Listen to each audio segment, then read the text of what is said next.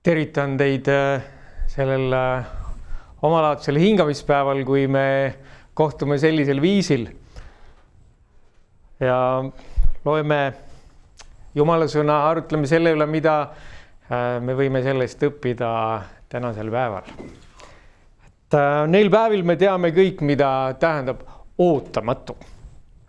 10 päeva vähem kui 3 kuud tagasi me võtsime vastu uut aastat ja olime kõik rõõmsad ootuses selle ees, mida toob aasta 2020. Ja nüüd on elu terves maailmas pea peale keeratud. See on ootamatu. Kogu piibel räägib ühest maailma peale tulevast sündmusest, mis on ootamatu. Ja see on issanda päev. Issanda päev tähistab päeva, mil Jeesus Kristus tuleb ja kõik, mis selles maailmas on, sellisel kujul nagu praegu saab oma lõpu. Ja seda päeva ootavad suure rõõmuga kõik, kes armastavad Jumalat, kes ootavad Jeesuse Kristuse tulemist. Ja issanda päev on hea päev ainult siis, kui selleks valmis olla. Kas oli võimalik valmis olla selleks koroonaviiruse pandeemiaks mingilgi viisil? Aga valmis saab olla issanda päeva tulemiseks. On üks asi, mida Jeesus ja apostlid issanda päevaga seoses tungivalt rõhutasid, ja see on, et issanda päev tuleb ootamatult. Ja mismoodi on üks sündmus ootamatu? Me teame seda siis, kui miski on meid elu muutvalt rabanud. Enamasti need on sellised sündmused, mis on negatiivsed. Ja need on õnnetused, hädad ja õnnetused teatavasti ei hüüa tulles. Õnnetuste läbi me võime jääda ilma oma kodudest, kallitest inimestest, unistustest, muust. Kas õnnetusteks saab üldse valmis olla?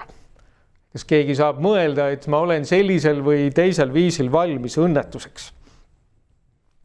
Meile on kirjutatud, et issanda päev tuleb väga ootamatult ja samas selleks saab valmis olla. Loeme koos Pauluse kirjast Thessaloniklastele 1. kiri ja 5. peatükist. Esimese kirja Thessaloniklastele 5. peatükist ja 11 salmi. Aegade ja tundide kohta, vennad, ei ole aga vaja teile kirjutada, sest te teate täpselt, et issanda päev tuleb just nii nagu varas öösel. Kui öeldakse, nüüd on rahu ja kindel olek, siis langeb äkiline hukatus nende peale nagu sünnitusvalud lapse ootel naise peale ja nad ei pääse pakku. Teie aga vennad ei ole pimeduses, nii et see päev saaks teid tabada nagu varas. Teie kõik olete ju valguse lapsed ja päeva lapsed. Meie ei ole öö ega pimeduse lapsed. Niisiis ärgem magagem nagu teised, vaid olgem ärkvel ja kained, sest magajad magavad öösel ja joomarid on joobnud öösel. Aga meie, kes me oleme päeva lapsed, olgem kained, rõivastatud usu ja armastuse kaitserüüga ning pääste lootuse kiivriga.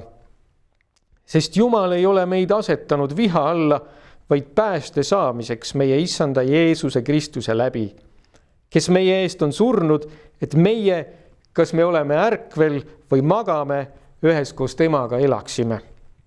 Seepärast julgustage üksteist nende sõnadega ja igaüks kosutagu teist, nagu te seda teetegi.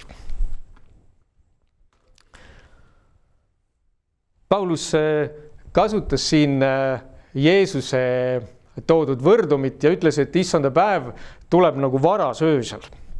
Kellele on öösel kuskile sisse murtud või ukse tagant öösel auto ära varastatud, see teab, mida see tähendab ja see on kindlasti ootamatu, väga ebameeldiv. Ja varas tuleb ootamatult sellepärast, et peremees magab ja kogu maailm magab. sest pole aimugi, et midagi hakkab toimuma, et peaks ärkvel olema. Ja Paulus lisas ootamatuse ilmestamiseks siin kujundi naisest, kes on lapse ootel ja tal algab sünnitustegevus ootamatult. Me vahel kuuleme naistest, kes justkui ei tea, et nad ootasid last ja korraga hakkab sünnitustegevus pihta. Vot see on ootamatu. Ja ma ei suuda päriselt aru saada sellest, kuidas on võimalik olla lapse ootel ilma, et sellest ise teaks, aga mis mina sellest tean. Ma olen püüdnud küll ette kujutada seda üllatust või seda rabatud olemist sellest, kui siis äkki hakkab sündima ja sa ei teadnudki, et sul üldse seal midagi on. Aga üllatusmoment tabab isegi naist, kes teab seda, kes ootab seda, kes on lapse ootel, kes põnevuse ja igatsusega ootab seda hetke, kui ta ilmale tuleb. Ja isegi siis see on ootamatu. Ja samuti äkitselt langeb hukatus terve maailma peale, mis elab rahulolus ja õitsengus, ütleb Paulus.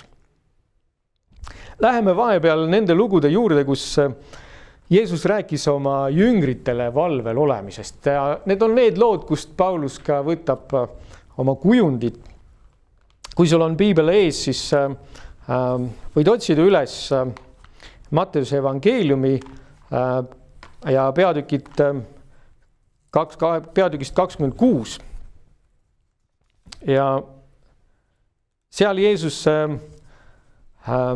on jüngritele rääkinud mitmel korral sellest, et ta võetakse kinni, ta lüüakse risti. Koguni nõnda, et ühel korral rääkis sellest, et 2 päeva pärast mind võetakse kinni ja lüüakse risti. Ja on keeruline mõista, mismoodi saab olla lapse ootel ise sellest teadmata. Samamoodi on raske aru saada jüngritest selles olukorras. Neil on selgelt maakeeli öeldud, 2 päeva pärast mind võetakse kinni ja mind hukatakse. Ja nad ei taba ära, et see päev või õigemini see õhtu ongi käes. Ja Jeesus teadis, mis juhtuma hakkab. Ma loen Mattuse 26. peatükist ja 38. salmist. Ja siin on öeldud, siis Jeesus ütles neile, mu hing on väga kurb surmani. Jääge siia ja valvake koos minuga. Ja ta läks pisut eemale, langes silmili maha ja palvetas. Minu isa, kui see on võimalik, siis möödugu see karikas minust. Ometi ärgu sündigu nõnda, nagu mina tahan, vaid nii nagu sina. Ja Jeesus tuli jüngrite juurde ja leidis nad magamas ning ütles Peetrusele, niisiis te ei jaksanud üht ainustki tundi koos minuga valvata. Valvake ja palvetage, et ei satuks kiusatusse. Vaim on küll valmis, aga liha on nõder. Teooria oli jüngritel hea, aga praktika puudus. Need vaesed mehed magasid raskelt ja neile tikkus uni vägisi peale.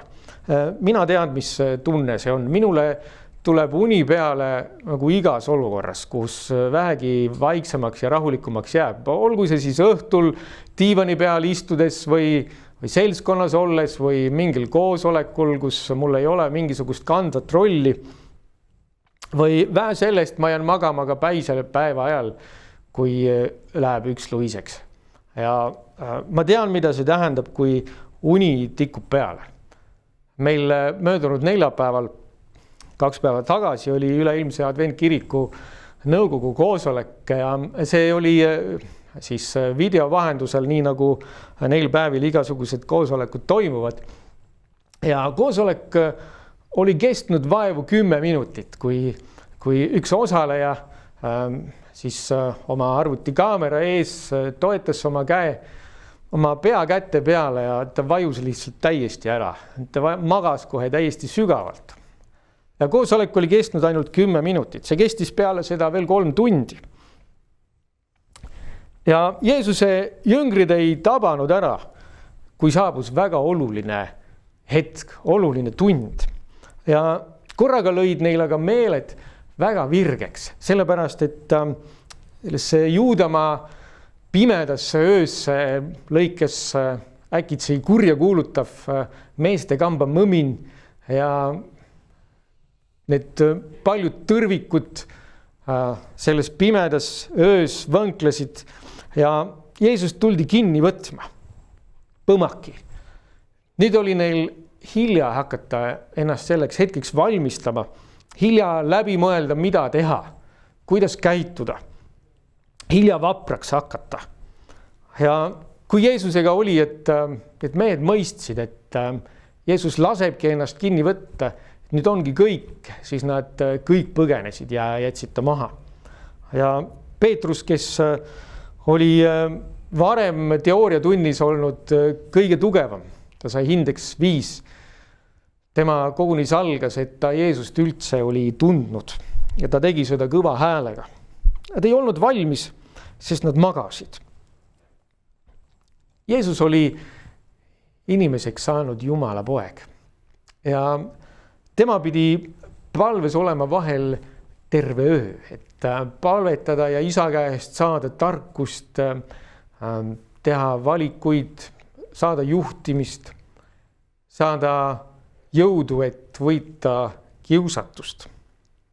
Meie surelike inimestena me tihti ei mõista nende olukordade kaalu, mis meie ees on ja sellest tulenevalt ei mõista ka oma tungivat vajadust palves olla. Või me ei mõista meid tabavate kiusatuste jõudu ja me ei mõista sellest tulenevalt meie vajadust olla tungivalt palves püsivalt.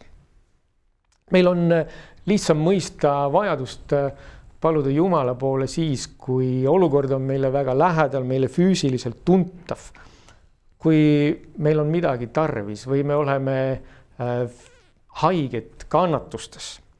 Ehk et siis, kui me väga otseselt tunneme ennast abituna ja suures hädas.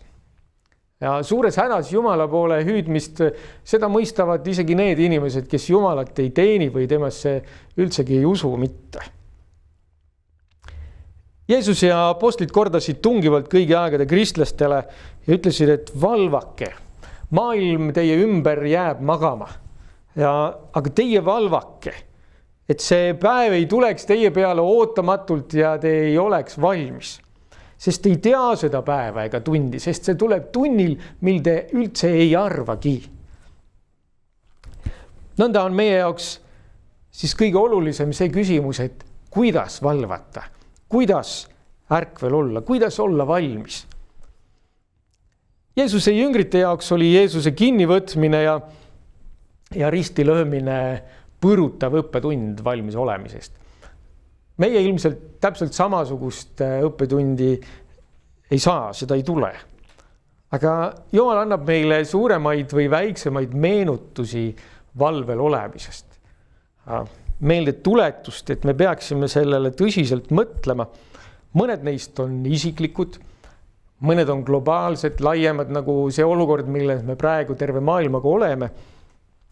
See kaos, mis meie peale on tulnud, katsutakse läbi see, mille peale me oleme ehitanud. Kus on meie fookus? Mis on meie jaoks kindel ja kestev? Kas meie usk ja lootus Jumalale on ikka sama tugevad, nagu me mõtleme ise? Ja me saame õppetunni, kuidas suured asjad juhtuvad väga ootamatult. Kuidas olla valvel? Enne oma kinnivõtmist, enne neid lugusid, kus Jeesus ja jüngrid on seal Geetsemani aias ja Jeesus palvetab ja on valvel, Jeesus rääkis ka neile 4 tähendamissõna sellest, kuidas olla valmis issanda päevaks pikas plaanis. Ja Matteuse evangeeliumis on need lood kirjas Matteuse 24. ja 25. peatükis. Ja ma võtan täna need 4 lugu kokku 4 reegliga, 1 igast loost. Reegel number 1 esimesest loost. Issanda päev tuleb täiesti ootamatult. Ainus viis valmis olla on olla valmis kogu aeg. reegel number 2 teisest loost.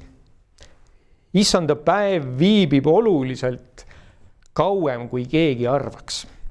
Ja ainus viis valmis olla on varustuda pikemaks ootamiseks. Reegel number 3. Kõik meie võimed, ressursid, võimalused on issanda käest. Et tuleb panna issanda jaoks tööle. Ja tema jaoks toodud kasu on ainus kasu, mis kestab pikas plaanis, millest meil ei hakka kunagi kahju olema. Seda ei hävita ükski õnnetus, ükski kaos, ükski häving. See ei lähe iial raisku. Ja see paneb paika selle, mis meile on siin oluline, mille nimel me vaeva näeme. Ja siin ei ole vahet, kas keegi on rikas või vaene, kas keegi on jõukas või madalapalgaline. Reegel number 4 tuleb 4. loost.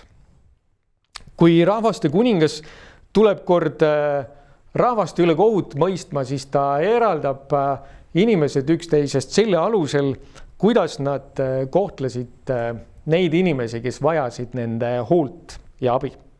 Ja ta võtab kõike sellist täpselt nii, nagu see oleks tehtud talle isiklikult.